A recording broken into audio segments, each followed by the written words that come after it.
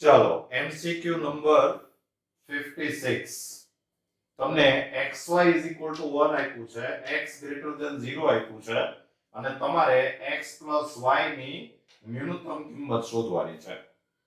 You are given xy = 1, x > 0 and you have to find minimum value of x + y. તો આ xy = 1, so therefore y = 1/x. અને હવે x + y = x + 1/x. અને x + 1/x એને આપણે વિધેય નામ આપી દઈએ, ફંક્શન નામ આપી દઈએ, x + 1/x. અને હવે f'(x) = 1 - 1/x². અને f'(x) = માઈનસ આ x⁻² કહેવાય એટલે -2x⁻³ એટલે આ થઈ ગયું 2/x³. અને હવે મિનિમમ માટે f'(x) = 0 and therefore 1 - 1/x² = 0 and therefore 1/x² = 1 and therefore x² = 1 and therefore x = ±1. તમે દ્વિતીય વિકલનમાં મૂકો તો f'(1) = 2 થાય અને 2 છે ઈ > 0 આવ્યું. તો આ x = 1 છે ઈ ન્યૂનતમ માટેની વેલ્યુ થઈ. વિધેય f એ x = 1 આગળ ન્યૂનતમ છે. f is minimum at x = 1. અને હવે તમારે આ x + y ની ન્યૂનતમ કિંમત શોધવાની છે. તો x = 1 હોય ત્યારે y = 1 થાય અને તો પછી x + y = 1 + 1 એટલે કે 2 થાય. તો મિનિમમ વેલ્યુ છે ઈ 2 થશે એટલે તમારો આન્સર આવશે 56 માં 2 એટલે કે option A.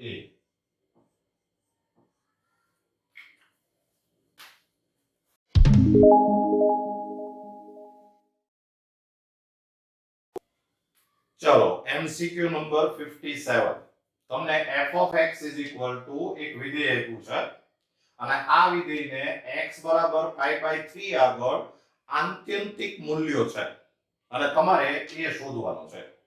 You are given a function and the function have extreme value at x = π/3 and you have to find value of a. તો તમે સૌથી પહેલા f'(x) શોધી લ્યો. તો f'(x) = a cos x plus 1/3 sin 3x નું થાય cos 3x 3x નું થાય 3 એટલે આ થઈ ગયું a cos x plus cos 3x.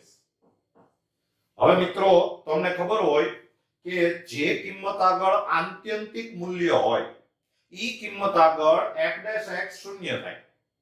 આ વિધેયને x = π/3 આગળ આત્યંતિક મૂલ્ય છે. આત્યંતિક મૂલ્ય એટલે ઈ મહત્તમ છે અથવા ન્યૂનતમ છે. The function has extreme value at x = π/3. So the function is maximum or minimum at x = π/3 and so f'(π/3) will be 0. So f'(π/3) = 0 and therefore આમાં વેલ્યુ મૂકો તો a cos π/3 plus cos pi = 0 and therefore a into 1/2 plus cos pi એટલે -1 = 0 and therefore a/2 = 1 and therefore a = 2. તો તમારે answer આવશે 57 માં a = 2 એટલે કે option D.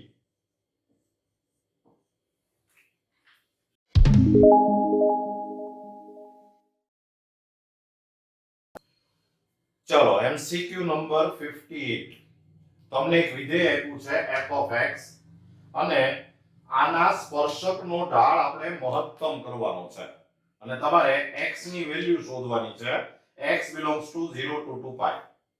You are given a function and you have to make slope of tangent is equal to maximum and you have to find value of x. X belongs to close interval 0 to 2 pi. તો આપણે સૌથી પહેલા લખીએ કે સ્પર્શકનો ઢાળ slope of tangent is equal to f dash x અને f dash x is equal to તમે આનું ડિફરન્શિએશન કરો તો e raised to x m num sin x નું થાય cos x plus sin x m num e raised to x નું થાય e raised to x. આમાંથી આપણે e raised to x common લઈ લઈએ એટલે આ થઈ જાય cos x plus sin x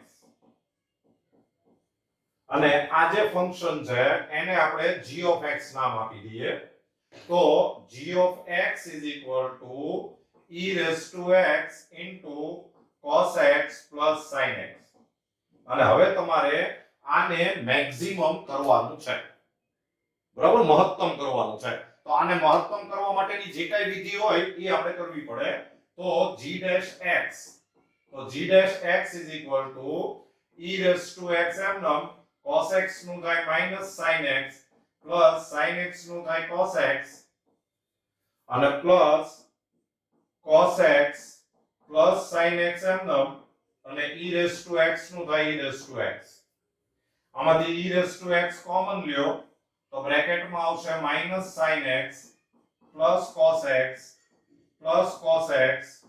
plus sin x તો આ sin x કેન્સલ એટલે આ થઈ ગયું 2 e raised to x into cos x આ આપણે g dash x શોધ્યું અને હવે આપણે શોધવું પડે g double dash x તો g double dash x શોધવું હોય તો 2 બાર રાખીએ e raised to x નું e raised to x m num cos x નું minus sin x અને plus cos x m num અને e raised to x નું e raised to x એટલે આ થઈ જાય 2 e raised to x common બ્રેકેટમાં આવે minus sin x plus cos x અને હવે g dash x is equal to 0 કારણ કે આપણે g of x ને જો મહત્તમ કે ન્યૂનતમ કરવું હોય તો g dash x is equal to 0 થવું જોઈએ. If you want to make this function minimum or maximum, then condition is g dash x is equal to 0 and therefore 2 e raised to x into cos x is equal to 0. પણ મિત્રો e raised to x કોઈ દિવસ 0 નો થાય એટલે therefore cos x is equal to 0 and therefore x is equal to pi by 2 or 3 pi by 2. તમારે x ની value 0 to 2 pi માં લેવાની છે એટલે x is equal to pi by 2 થાય અથવા તો 3 pi by 2 થાય. હવે તમે g double dash pi by 2 શોધો તો આમાં તમે pi by 2 મૂકશો તો 2 e raised to pi by 2 sin pi by 2 એટલે 1 થાય cos pi by 2 એટલે 0 થાય એટલે માઈનસ આવે એટલે આ લેસ ધેન 0 થાય અને g double dash 3 pi by 2 શોધો તો ઈ થશે 2 e raised to 3 pi by 2 into sin 3 pi by 2 એટલે -1 એટલે +1 થઈ જાય આ 0 થાય તો આ ગ્રેટર ધેન 0 આવ્યું. હવે તમારે આ g of x વિધેય મહત્તમ કરવું છે તો g double dash less than 0 થવું જોઈએ એટલે x is equal to pi by 2 આગળ મહત્તમ થાય એટલે આપણો આન્સર આવશે 58 માં pi by 2 એટલે કે B option.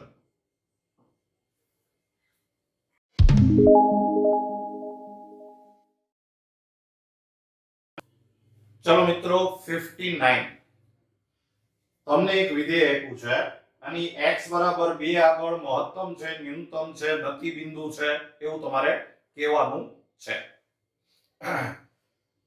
You are given a function and you have to say at x is equal to 2 whether the function is maximum or minimum or point of inflection. તો આપણે start કરીએ. સૌથી પહેલા f dash x, તો આ 3 આગળ આવશે એટલે 3 કેન્સલ થઈ જાય એટલે આ થાય 4x² minus 16x plus 16. આમાંથી આપણે 4 કોમન લઈ લઈએ એટલે આ થાય x² minus 4x plus 4. એટલે આ થઈ ગયું 4 into x minus 2 raised to 2. પછી આપણે f double dash x શોધીએ તો ઈ થશે 8 into x minus 2. પછી f dash x is equal to 0 મૂકો તો therefore 4 into x minus 2 raised to 2 is equal to 0 and therefore x is equal to 2. x is equal to 2 આગળ ઈ મહત્તમ કે ન્યૂનતમ હોઈ શકે. At x is equal to 2 the function will be maximum or minimum. તો આપણે દ્વિતીય વિકલનમાં value મૂકીએ તો f double dash 2 is equal to 0 થાય છે. એનો મતલબ એમ થયો કે આ દ્વિતીય વિકલિત કસોટી નહીં ચાલે. સેકન્ડ ડેરિવેટિવ ટેસ્ટ અહીંયા એપ્લિકેબલ નથી. તો હવે આપણે ફર્સ્ટ ડેરિવેટિવ ટેસ્ટ લઈએ. તો એના માટે તમારે આમ લખવું પડશે કે જો x belongs to 2 to 2 plus h implies f dash x. જો તમે x ની વેલ્યુ 2 કરતા થોડીક મોટી લ્યો તો x ની વેલ્યુ 2 કરતા થોડીક મોટી લેશો તોય આનો આન્સર છે ઈ પોઝિટિવ જ આવે એટલે f dash x greater than 0 થાય.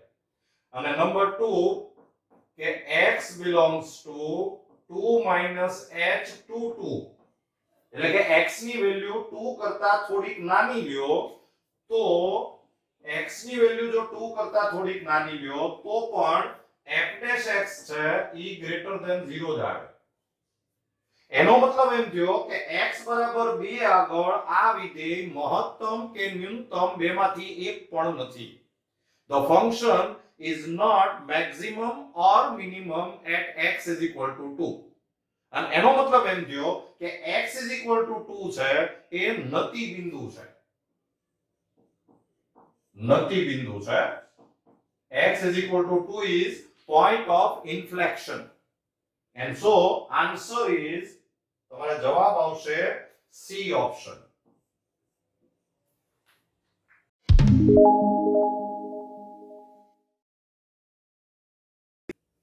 ચલો MCQ નંબર 60.